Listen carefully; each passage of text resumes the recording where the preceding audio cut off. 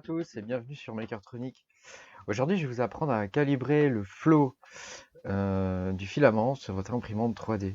C'est un paramètre qui est relativement important puisqu'il vous permet déjà d'économiser du plastique et puis il vous permet d'avoir des impressions avec exactement la bonne quantité de plastique. Et sinon, on en met trop.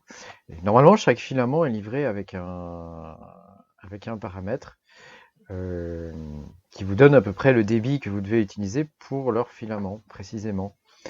Mais enfin, c'est une donnée qu'on trouve pas facilement et les constructeurs la communiquent pas beaucoup. Donc, du coup, tout le monde laisse le flow à 100% et c'est pas toujours une très bonne idée. Alors, je vais vous montrer comment on fait.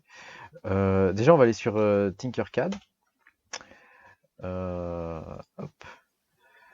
Alors, l'idée là, c'est de se créer un cube, de le vider et de mesurer. Euh, Ah bah, je vais y aller avec un autre navigateur parce que celui-là. Euh, Moi, je crois que j'ai un compte d'enregistré. Hop, voilà. Toc, voilà. Alors, on va se créer un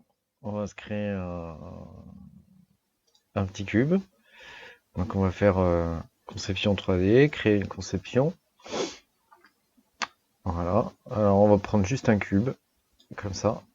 Alors, je prends Tinkercad, hein, mais vous pouvez prendre ce que vous voulez, hein, Fusion 360 ou autre. Hein. Donc là, c'est un cube de 20 par 20. Nous, on va le faire de 30 par 30. Voilà. Et euh, sur le Z, on va le mettre à 25. Voilà, tac. Voilà, donc là on a notre cube, hein, donc ça c'est suffisant. Donc là maintenant on récupère le fichier STL. Toc. Voilà, il me l'a mis là. Alors on va le renommer, on va l'appeler cube flow par exemple. Voilà. Et on va l'ouvrir dans Cura. Alors en fait tout se joue dans le profil de Cura, puisque grosso modo l'idée c'est de pouvoir mesurer l'épaisseur de la paroi. On va lui donner une épaisseur bien particulière et on va vérifier après avec un pied à coulisse, un vernier, comme on dit, euh, et ben si ça mesure bien la taille qu'on lui a donnée ici. Donc voilà, donc là on a récupéré notre cube. Alors, en layer height, faut rester avec le paramètre de base, hein, donc 0,2 et 0,2 pour le initial layer. Ensuite, dans la partie wall, ici, il faut paramétrer 0,4. Parce que nous, on a une buse de 0,4. Donc l'idée, c'est de laisser 100% de la buse, quoi. Et ensuite, on met en line count, ici, le nombre de lignes hein, que doit faire un mur, hein, une seule. Alors ensuite, top et layer bottom, donc ça, on va les supprimer complètement, donc on met 0 partout. Donc aussi bien sur l'épaisseur de la coque du haut que l'épaisseur de la coque du bas, il faut mettre 0 hein, pour les deux. Voilà. Ensuite, infill, on met 0. Donc on va pas remplir du tout le cube. La température d'impression la température du plateau, là, c'est vous qui voyez en fonction de votre filament. Hein. Ensuite, ici, vous devez calibrer le flow à 100%, puisqu'on a besoin de la donnée exacte pour pouvoir faire le calcul, savoir si notre flow est bon. Alors, après, votre vitesse d'impression, là, c'est vous qui voyez, là, il n'y a rien de spécifique.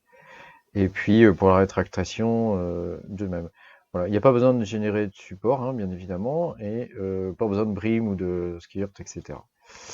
Donc ensuite, on fait un slice, on regarde, et voilà. Donc l'idée, c'est d'avoir un cube, comme ça, et d'avoir juste une paroi qu'on puisse mesurer. Sachant que nous, ici, dans le slicer, on l'a paramétré à 0,4. Donc ça veut dire que quand on va la mesurer avec le vernier, il faut qu'elle fasse 0,4 la paroi, ici. Voilà, donc là je vais l'enregistrer, et puis je vais lancer l'impression, et je vous retrouve devant l'imprimante.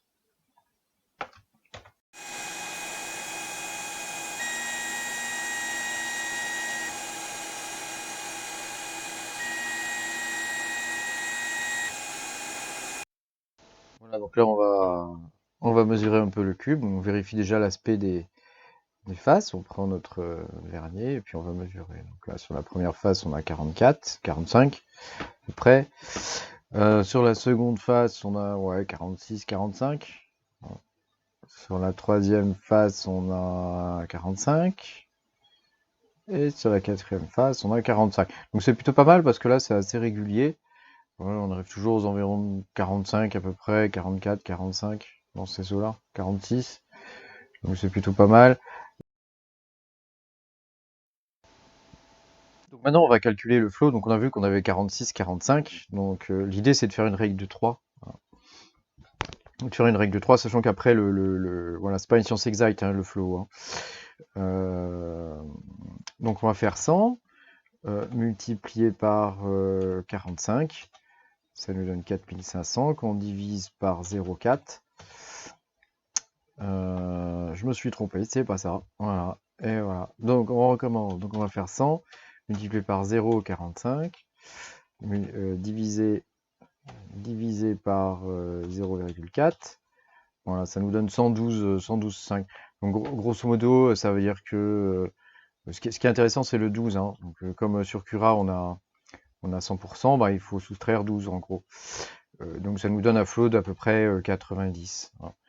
Et 100 moins 12, quoi, ça nous donne ouais, 90, hein, à peu près. Sachant que bon, c'est pas vraiment une science exacte, donc bah, là, je vais réimprimer avec un flow à 90, et puis bah, on va voir ce que ça donne. Hein.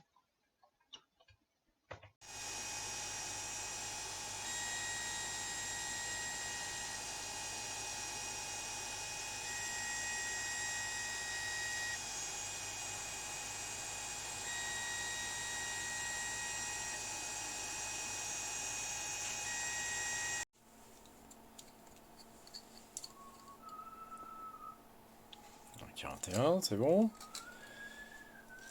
Là, on a quoi? 41. Et sur cette face, on a 41. Et la dernière face, on a 40. Il a du mal à se décider sur celle-là. 40, donc on est bon. Voilà, le flou est impeccable. Voilà, j'espère que j'aurais pu vous apprendre quelque chose, et puis bah, j'espère que cette vidéo vous a plu. Si c'est le cas, mettez-moi un petit pouce bleu, puis abonnez-vous si vous avez envie de voir les nouvelles vidéos. Merci beaucoup, à la prochaine. Salut.